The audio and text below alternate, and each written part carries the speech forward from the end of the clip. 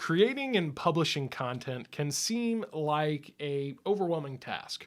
Well, today we're going to talk about how you can start to publish content online with just small tweaks to what you're already doing every week right there at your church. Welcome to Church Media HQ, your church's one source for graphics, websites, videos, and all things creative. I'm Luke Clayton. Thanks for being here. Make sure you subscribe so that you're the first to know whenever we release new content like this. Podcasting is something that has exploded in growth in recent years for both podcast producers and creators, as well as consumers and listeners. And if it seems like a complicated or high-tech endeavor to start a podcast, well, it's actually not. It's actually more simple than it's ever been. And that's especially so for churches. Look, as a podcast producer myself, the most challenging part about a podcast is having the content, like producing and coming up with the content. Well, churches and pastors, you're already doing that every week because you have a weekly sermon. And so you've already got the content. Now it's just a matter of making sure we can get it online, which again is a lot more simple than you would think. So when it comes to a podcast, how can we keep our three main emphasis in as we produce and publish podcasts? Well, when it comes to worship, this is why you would want to have maybe a podcast intro that, of course, mentions your weekly worship times. You can also add that to the show notes of each episode so that people know when your church actually meets. And when it comes to teaching, well, that's pretty obvious. Again, you are simply capturing the audio of your weekly teaching and preaching of your sermons. If you're not already equipped to do this by way of maybe an audio system there at your church, well, there's a recommended mic that we have, and we're going to include that in the description so that you can access that mic. It's very affordable to purchase. It works as long as you've got a smartphone. You plug it in, it works. It's really great. And also keep this in mind when it comes to publishing your podcast content. Don't feel the pressure to post sermons in real time. In other words, don't feel that because you preach this on Sunday that it has to get out there by Monday morning. In fact, it would be completely acceptable for you to batch produce your podcast sermons and then schedule them to be released a month or more behind after it was, originally preached and taught there at your church. So there's really no pressure because people that are discovering your podcast, they obviously, if they're people from the outside, people that aren't your church, they're not really going to know. They're not going to know that you preached this last week or last month.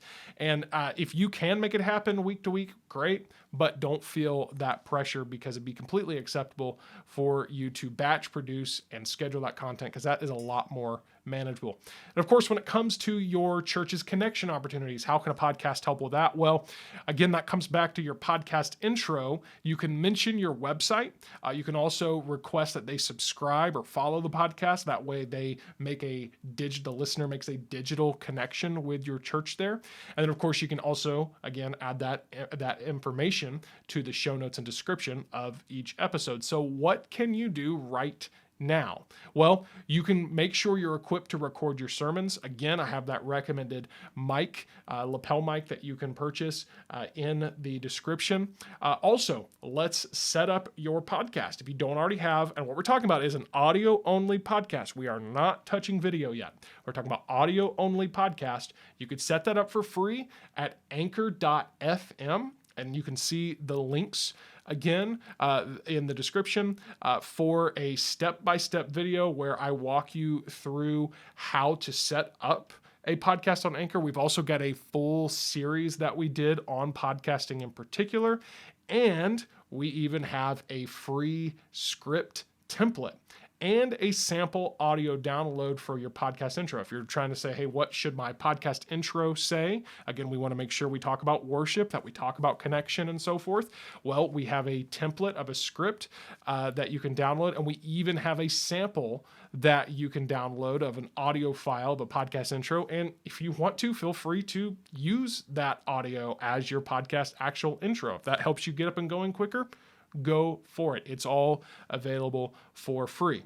Now, speaking of what we can do for you here at Church Media HQ, well, this is where Church Media HQ Unlimited really shines. See, because we handle the setup of your podcast, including a custom produced intro, and we can publish up to 3 episodes every week on your podcast. We do all of that for you. We work with you to find out what content you want, and we put it out there on your podcast. This also includes, with Church Media HQ Unlimited, it includes setup and support of your website with full content migration from your current website to your new website. We also integrate with your podcast in that we integrate it with your website, of course, but we can also do things like set up automatic social media posting and emails to send every time you publish a new podcast episode. This is all available as a part of Church Media HQ Unlimited. You can see the links in the description or right there at churchmediahq.com/start to sign up for Church Media HQ Unlimited and access these free resources. All right, so now we've claimed our space in terms of online presence. We've got our website, it's up to date. We're on social media. We've got our podcast up and going. So next, we're going to actually start getting visual as we begin to cover the basics of graphic design.